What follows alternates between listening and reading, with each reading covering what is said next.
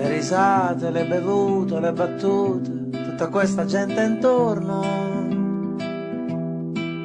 serviranno a qualche cosa, non mi pare, ma ogni sera ci ritorno. Saluto la Sherwood Web TV, la mia tra l'altro Web TV preferita. Ho Sherwood come nei preferiti, anzi è la mia homepage del mio browser. Mi spaccio per uno del 90, visto il pubblico che mi segue ultimamente, cerco di apparire come uno del 90. Un sorriso, come stai, non ti ricordi dove c'eravamo visti? Ma i ricordi che ricordo ultimamente sono solo quelli tristi. Ma la colonna sonora è venuta fuori in modo molto semplice, perché il regista era stranamente un fan di Bruno Risas, quindi è venuto a vedere un paio di concerti, si è convinto dell'opportunità di fare qualcosa insieme. Lui aveva in testa un'idea ben precisa, che era quella di riprovare un esperimento che avevano già fatto altri con About a Boy, che era sempre un film tratto da un romanzo di Nick Corby. Anche questo film è tratto da un racconto di Nick Corby. Lì c'erano delle canzoni, lui voleva delle canzoni e quindi senza grossi giochi come io mi immaginavo, no? Di solito uno si immagina che per arrivare ad una pellicola di grande distribuzione ci siano tanti magheggi, no, semplicemente la vuoi fare? Sì, l'ho fatta e ho scritto canzoni, che è l'unica cosa che potevo fare per una colonna sonora, anche se le mie doti sarebbero quelle, insomma, in qualche modo, non voglio dire come Morricone, ma quasi, per cui per stavolta mi sono accontentato di scrivere canzoni, ma ho in serbo molte altre musiche per altre pellicole che probabilmente non usciranno mai.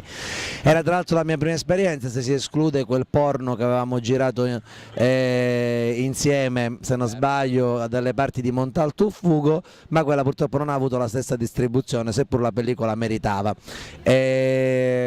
Detto questo, mi pare di aver esaudito i tuoi desideri per quanto riguarda la domanda. Io sono un asino travestito da leone. Allora, manager, soprattutto una persona che ha fatto della sua ironia, anche autoironia, le doti, diciamo, che gli hanno fatto vincere anche un premio nel 2011. Tra l'altro tu vinci un premio ogni anno, dal 2009 al 2011, cioè uno per ogni anno. Una domanda, diciamo, la trasformazione della tua carriera, soprattutto ti ha visto con un tour, che è il tour Senza Baffi, che è uscito appunto dopo la colonna sonora È nata una star. Raccontaci il percorso che ti ha portato da Brunori a Bruno Risas a anche firmare delle pellicole fino appunto al tuo tour Senza Baffi. Ma io in realtà ho bazzicato sempre la musica, anche prima di quella brevissima e fallimentare parentesi di imprenditoria familiare a cui sono stato costretto e che subito, insomma, ha dato dei risultati tali per cui subito i miei fratelli hanno detto vai a cantare che è meglio, nonostante ovviamente anche l'inizio di quella situazione non sia stato, diciamo, granché bello per me, perché comunque veniva dalla morte di mio padre, e da lì, diciamo, sono venute fuori un po' di cose che davvero, se riguardo indietro, mi fanno capire come le cose capitano davvero quando meno te l'aspetti, soprattutto che le cose accadono. Questa è la cosa che ho capito in quel momento, devono accadere, ed è accaduto che mi sono messo a scrivere canzoni, cosa che non avevo fatto mai prima. Ste canzoni sono piaciute, perché poi alla fine deve andare così, al di là di ogni dinamica sono piaciute, e mi sono trovato a fare questo mestiere e a girare l'Italia mio malgrado, perché lo dico spesso, sono un pantofolaio, io vorrei stare a casa e invece mi trovo purtroppo a dover girare questa vitaccia, sai, fatta di ristoranti buoni, alberghi a 4 stelle, donne, insomma è una cosa veramente dura. Detto questo, mi sono trovato a fare oggi, come vedete anche da questo live meraviglioso a cui avete appena assistito, un tour che doveva essere Senza Baffi, ma in realtà è una frode, come d'altronde lo sono anche i miei dischi, che però è stato molto divertente. Oggi non ci sono i ragazzi che mi accompagnano, abbiamo portato il live con le vecchie canzoni e le nuove in trio, e abbiamo giocato molto, qualcosa che secondo me mi tornerà utile per lavorare un po' sull'aspetto musicale, che è quello che in questo momento mi interessa. Fino ad oggi magari ho lavorato con una certa intenzione comunicativa, E oggi come oggi magari vedo uno spiraglio in quella che può essere una curiosità musicale, e questo live in trio è stata un'occasione per cominciare a fare qualcosa che somigli un po' a quello che ho in testa. Sei partito da una formazione accademica, sei andato a finire nel filone rock e metal, poi a un certo punto sei andato in Toscana nella formazione indie dei Blume, avete anche relativo un album. Io ho una domanda sincera e dal cuore: come mai sei diventato, hai coinvolto altre persone e avete fatto la Bruno Risas?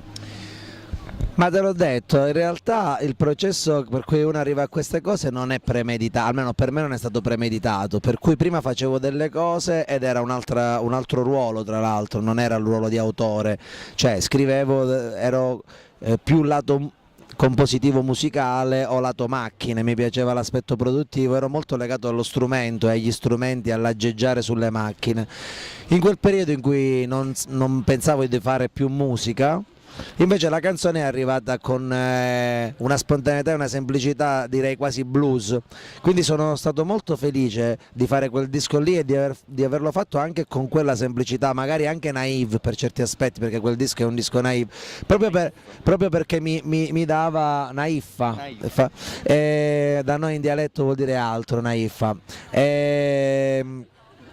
Dicevo, in quel caso è stata una salvezza per me, perché facevo tutte cose molto strutturate prima, molto mentali. Quel disco invece è molto emozionale, se così lo possiamo definire, e penso che i sentimenti non abbiano bisogno, anzi più ci metti testa più complichi le cose e le snaturi. Avevo bisogno di un disco di quel tipo e quindi non c'è un perché, un per come, ti ripeto, le cose accadono, poi devi essere bravo ad alimentarle e a stare sul pezzo. Questo l'ho fatto, sicuramente l'ho fatto io e l'hanno fatto le altre persone coinvolte che ci hanno creduto. E saluto tra l'altro la Sherwood Web TV, che non solo è una grande web TV ma addirittura adotta giornalisti o pseudotali provenienti da terre lontane, e mi riferisco alla persona al mio fianco. Un saluto a tutti voi, grazie per lo spazio.